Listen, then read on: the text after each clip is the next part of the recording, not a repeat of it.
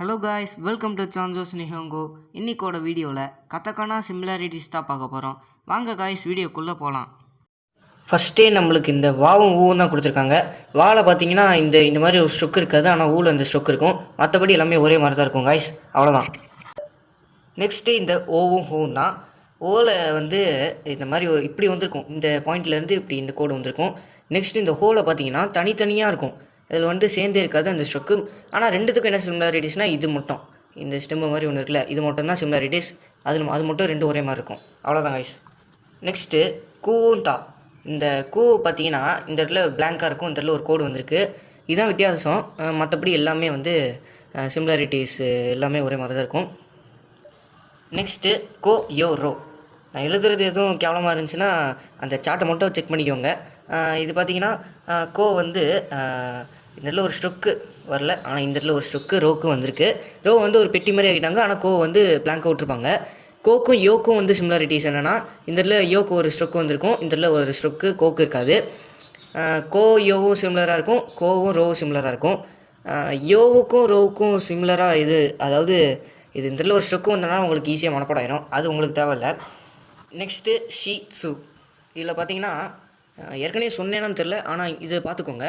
இந்த இடத்துலேருந்து இது எழுத ஆரம்பித்து இங்கே வந்து முடிப்போம். இது வந்து இப்படி வரும், ஆனால் இது பார்த்தீங்கன்னா இங்கேருந்து எழுத ஆரம்பித்து இப்படி வந்து முடிப்போம். என்ன சிமிலாரிட்டிஸ்னு பார்த்தீங்கன்னா பார்க்க எல்லாமே ஒரே மாதிரி தான் இருக்கும். பட் ஆனால் ஒன்று இது வந்து அப்படியே ஸ்லாண்டிங்காக வந்திருக்கு, இது அப்படியே கொஞ்சம் ஸ்ட்ரெயிட்டாக, அதாவது வெர்டிக்கலாக வந்திருக்கிற மாதிரி இருக்குது. கொஞ்சம் ஸ்லாண்டிங்காக இருக்கா, இது ஸ்லாண்டிங்காக இருக்கும், இது வெர்டிக்கலாக இருக்கும். ஸ்லாண்டிங்காக இருக்கிறது எல்லாமே ஷி, வெர்டிக்கலாக இருக்கிறது சு. இது மட்டும் நல்லா ஞாபகம் வச்சுக்கோங்க. அடுத்து இந்த இன்னும் சோவும் தான். இன்னில் பார்த்தீங்கன்னா, அதாவது முன்னாடி நம்ம பார்த்தோம்ல ஷீட் சு, அதில் வந்து 2 கோடு இருக்கும், இதில் வந்து ஒரு கோடு தான் இருக்கும், அதை மட்டும் ஞாபகம் வச்சுக்கோங்க.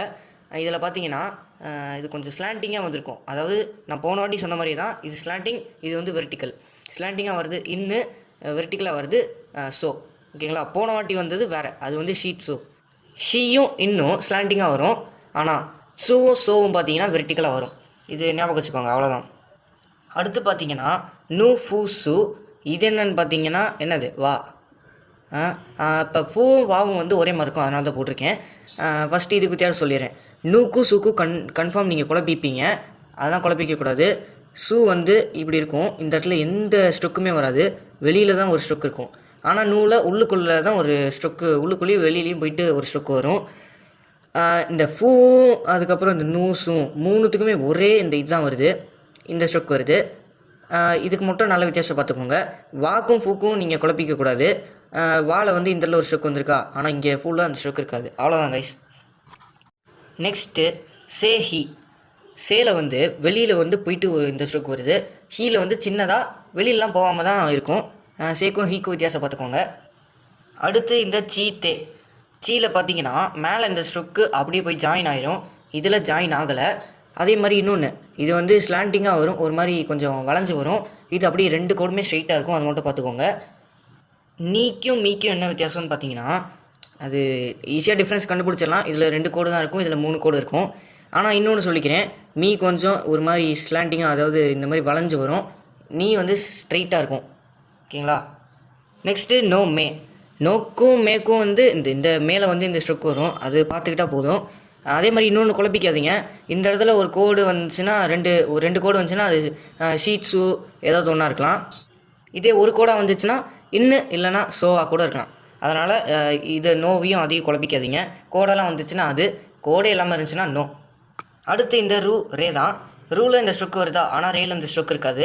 லெட்டர்ஸ் நல்லா தெளிவாக படிச்சுட்டு வந்துடுங்க, ஒக்காபுலரிக்கும் ரீடிங்க்கும் ரொம்பவே முக்கியமானது இதுதான். நெக்ஸ்ட்டு காவும் தான், அது காக்காலாம் இல்லை, ஹிரகணக்கா, அதுக்கப்புறம் கத்தக்கணக்கா. ஹிரகணக்காவும் கத்தக்கணக்காவும் ஒரே மாதிரி இருக்கா, நீங்கள் வந்து என்ன பண்ணுறீங்க, இந்த ஸ்ட்ரொக் இருக்குல்ல, இது மட்டும் இருந்தால் தான் ஹிரகணா அப்படின்னு நல்லா தெளிவாக பிடிச்சிக்கோங்க. ஸ்ட்ரொக் இல்லாமல் அதே மாதிரி கத்தக்கணாலாம் நல்லா ஷார்ப் லெட்டர்ஸாக இருக்கும், ஹிரகணா கொஞ்சம் வளைவாக வரும். நீங்கள் வந்து அந்த லெட்டர்ஸ் வந்து பார்த்தீங்கன்னா, அதாவது பிடிஎஃப்பில் பார்த்தீங்கன்னா உங்களுக்கு தெரியும், நான் எழுதுறது அவ்வளோ ஒழுங்காக எழுத மாட்டேன், அவ்வளோதான் காய்ஸ். நெக்ஸ்ட்டு கியும், அதாவது ஹிரகணா கீயும் கத்தக்கணா கீயும். ஹிரகணா கீழே ஒரு ஸ்ட்ரொக்கு, அதாவது போன வாட்டி நம்ம என்ன பார்த்தோமோ அதே மாதிரி தான். அந்த வந்து ஹிரகணாவில் ஒரு ஸ்ட்ரொக் இருந்துச்சா, அது வந்து எடுத்தால் கத்தக்கணான்னு. அதே மாதிரி ஹிரகணாவோட கீழே இந்த ஸ்ட்ரொக் எடுத்தால் கத்தக்கானாவோட கீ வந்துடும். அவ்வளோதான் கைஸ், நல்லா பார்த்துக்கோங்க. அடுத்து இந்த யா, அதாவது ஹிரகனா யா, கத்தக்கனா யா. ஹிரகனா யாவில் வந்து பார்த்தீங்கன்னா இந்த ஸ்ட்ரொக்கு இப்படி ஒன்று வந்திருக்கு, இங்கே ஸ்ட்ரொக்கு இல்லை. முன்னாடி படித்த 2 மாதிரி தான். ஸ்ட்ரொக்கு எடுத்துட்டா கத்தக்கானா வர மாதிரி தான் இங்கே இருக்குது. எல்லாத்துக்கும் ஸ்ட்ரொக் எடுத்துடாதீங்க, அது இப்போ நான் சொல்கிற இதுக்கு மட்டும்தான். அதே மாதிரி ஹிரகனாவில் நான் சொன்ன மாதிரி தான் வளைஞ்சு வளைஞ்சு தான் வரும். கத்தக்கானாவில் நல்லா ஷார்ப்பாக வரும், அதை மட்டும் பார்த்துக்கோங்க. நெக்ஸ்ட்டு இந்த ரீ தான். ஹிரகனா ரீயில் வந்து என்னடா அது 2 பக்கம் ஒரே மாதிரி இருக்குங்கிறீங்களே, அதான் ஹிரகனா ரீயில் வந்து இந்த இடத்துல ஒரு சின்ன ஸ்ட்ரொக்கு வரும். ஐய இத்தினுண்டா அப்படின்னு உங்களால் ஒரு சில வாட்டி பார்க்கவே முடியாது. ஆனால் நீங்கள் என்ன பண்ணுறீங்கன்னா, எதுவும் பண்ண தேவையில்ல, நீங்கள் ரீட் பண்ணுறீங்களே, அப்போ ரீட் பண்ணுறப்ப இந்த கத்தக்கனா ரீ வந்து ஒரு கத்தக்கனா வார்த்தைக்குள்ளே தான் இருக்கும், வேறு வெளியில் எங்கேயும் தனியாலாம் வந்து ஜாயின் ஆகாது. அதனால் நீங்கள் வந்து ஈஸியாக கண்டுபிடிச்சிக்கலாம். எப்படி பார்த்தாலும் 2மே ரீ தானே. அடுத்து பாருங்கள் காய்ஸ், மோ தான். ஹிரகனா மோ நான் சொல்கிறது மட்டும் நல்லா கவனிங்க. நான் என்ன சொன்னேன், கத்தக்கனால எல்லாமே ஷார்ப்பாக வரும்னு சொன்னேன், அது இங்கே ஷார்ப்பாக தான் வரும். அதே மாதிரி இதுக்கு என்ன வித்தியாசம்னு பார்த்தீங்கன்னா, இந்த மேலே வந்து இழுத்து விட்ருப்பாங்க, இங்கே இழுத்துருக்காது. இது வளைஞ்சு வளைஞ்சு வருது, இது ஸ்ட்ரெயிட்டாக வந்திருக்கு. இதான் இது நான் சொல்கிறது, இதுக்கு தான் சொல்கிறேன். அடுத்து இந்த ஹே தான், கத்தக்கனா ஹே, அதாவது ஹிரகனா ஹே, கத்தக்கனா ஹே. 2மே ஒரே மாதிரி தான் இருக்குது. அதாவது ரீட் பண்ணால் எப்படி இருந்தாலும் ஹே தான் வரப்போகுது, கவலையே இல்லை, இது மட்டும் பார்த்துக்கோங்க. அடுத்து ராவும் ஓவும் தான். ராவில் வந்து அது 2மே கத்தக்கனா தான், பார்த்துக்கோங்க. ரா பார்த்தீங்கன்னா இந்த இடத்துல ஜாயின் ஆகாது, இந்த இடத்துல ஜாயின் ஆகிருக்கு ஓலை. ஓகேங்களா, இதான் வந்து கத்தக்கனா ராவுக்கு சிமிலாரிட்டிஸ். அவ்வளோதாங்க காய்ஸ், இப்போ எல்லாமே கம்ப்ளீட் பண்ணியாச்சு. நீங்கள் இந்த லெட்டர்ஸ் மட்டும் நல்லா தெளிவாக படிச்சுட்டு வந்துடுங்க. நெக்ஸ்ட்டு கிளாஸில் நம்ம என்ன போடலான்னு எனக்கு இன்னும் தெரில. நெக்ஸ்ட் வீடியோவில் வேணால் மீட் பண்ணுவோம். Bye guys.